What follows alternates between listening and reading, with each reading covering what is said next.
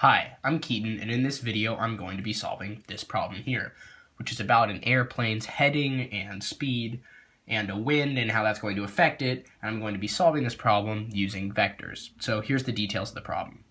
A plane with an airspeed of 325 miles an hour is flying on a heading of 110 degrees. The wind is blowing from due west at 40 miles an hour.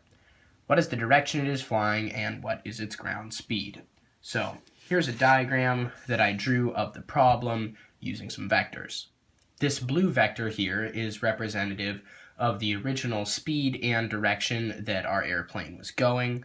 So it's 325 units long to represent that it's going 325 miles an hour. And the size of this angle here from due north to that blue vector is 110 degrees because we're told that its heading was 110 degrees. And airplane headings are measured from due north going clockwise. So our other vector here, the green one, is representative of the wind. It was blowing from due west, they said. It's blowing due east, and it's 40 units long because it's going 40 miles an hour. Now I did exaggerate the size of this a little bit because otherwise the angles are really small and it's hard to demonstrate on our paper here. So now we want to know what speed is our airplane now going because of the wind, and in what direction is it going? Well, how do we find that? We create another vector. Since we have our blue vector lined up head to tail with our green one, we just draw a new vector from the tail of the blue one to the head of the green one. In that case, it's our red line here. And that third vector creates a triangle with the other two.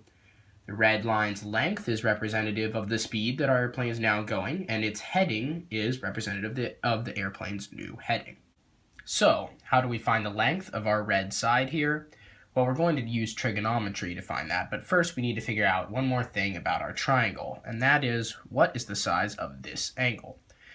Well, the reason we need to know the size of that angle is because we know the length of this side of our triangle and the length of this adjacent side of our triangle. But we need to know one more thing, which is the size of the angle in between them. That way we'll know side, angle, side, and we'll be able to use that information to find anything we want to about this triangle using trigonometry. So, first of all, let's point out that this angle here from the blue vector to the x-axis is 20 degrees. How do we know that? Pretty simple. It's 110 degrees from due north to that vector. And we know that from the y-axis to the x-axis is 90 degrees because it's a right angle. So 110 minus that 90 leaves us with this angle right here, which is, of course, 20 degrees. So how does that help us in finding this angle? Well, we need to know a few things about parallel lines to figure that out.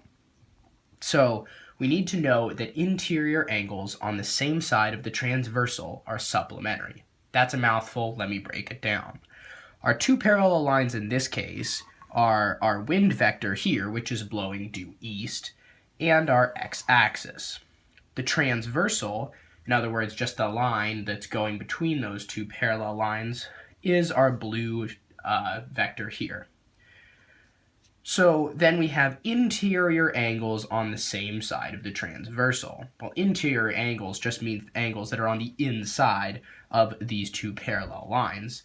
And in this case, those two angles are both on the right side of the transversal. So they're on the same side of the transversal. Those two angles are supplementary, meaning that when added together, their sum is 180 degrees.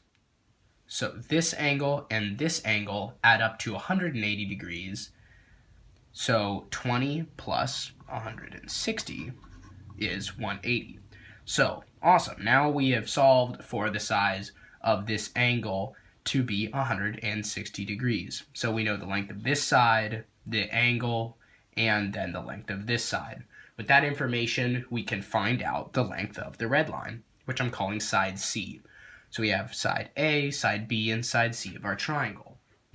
So we're going to use the law of cosines to find this third side of our triangle. The law of cosines states that c squared is equal to a squared plus b squared minus 2ab times cosine c. Now, before we get into filling that out, I want to point out that this may already look familiar to you because it looks a lot like the Pythagorean theorem. And the Pythagorean theorem states, of course, that c squared is equal to a squared plus b squared. That's because the Pythagorean theorem is basically this equation, except it's the simplified version that only applies to right triangles, whereas the law of cosines applies to all triangles, regardless of whether you have or not you have a right angle, and in this case, of course, we don't. So let's start filling this in. C squared, of course, we don't know because it's what we're solving for. And c squared is equal to a squared plus b squared. A we know is 325. 325 squared is 105,625 plus b squared, which is 40 times 40, is 1,600. Then we have minus 2ab times cosine c. So we'll put our minus sign here and open up these parentheses to start doing our multiplication. So 2 times a, which is 2 times 325, is 650. And then times b, which is 40, so times 40. And then we're multiplying that by cosine c, which is the cosine of, as we know, 160 degrees. So we're going to multiply by cosine of 160. Now the cosine of 160 degrees is negative 0.9397 approximately. So now let's move down to our next step here. We can simplify a bit. We have c squared equals 105,600 and 105,625 plus 1,600. We can cross those two out, simplify that down to 107,225. And then this all multiplies out to a negative 24,432. And of course we were subtracting it, so those two negatives cross out to a positive. So now let's move down to our next step here and clean that up a little bit. So those two added together says c squared equals 131,657. So now we just take the square root of both sides and we get c equals 362.8457. So there we go. Now we have found the length of side C. Awesome. The only thing we need to find now is the heading of our airplane, which is this angle here that goes from due north to our red line. That's what we're solving for. So now we're going to use the law of sines to solve for this angle here. I'm going to call it angle B because it's opposite our green line here, which is side B of our triangle. The reason that we're finding this angle is because in order to find the heading that our airplane is now going, we're going to take 110 degrees, which, as we already know, is this angle here, all the way down to the blue line from north, minus this guy here, which will leave us with exactly what we want, which is this angle, the heading of our red vector.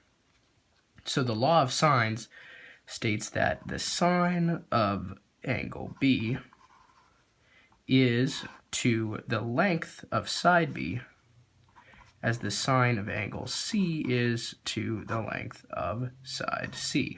So let's move down to our next step here and start filling this out.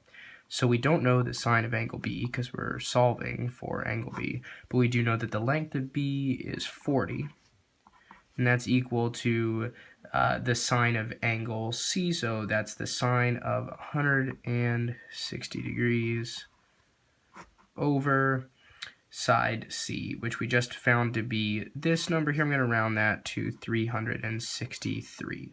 So now we just need to do some basic cross multiplication here. We have 363 times the sine of angle B is equal to the sine of 160 degrees times 40. So now let's isolate the sine of angle B and divide both sides by 363. So those two cross out, and we'll divide this all by 363. So then let's move down to our next step here. We've isolated the sine of angle B, And that's equal to, and when you multiply those two together and divide it by that, do all that math, it comes out to about 0.0377. So then we're going to take the arcsine of both sides so that we end up with angle B equals the arcsine of this guy here, which is about 2.1599. So now we have found this angle here, angle B, and we just need to subtract this angle from 110, like I was saying, or I guess this is the 110, and we will have found the heading of our airplane. So let's do that. Let me move this up where I can see it, where you can see it. So 110 minus 2.1599 is equal to 107.8401 degrees. So that is the heading that our airplane is now going thanks to the wind. So just to recap this real quickly, we found that the speed that the airplane is now going is about 363 miles an hour. And we found that its new heading is 107.8401 degrees from due north. Thanks for watching.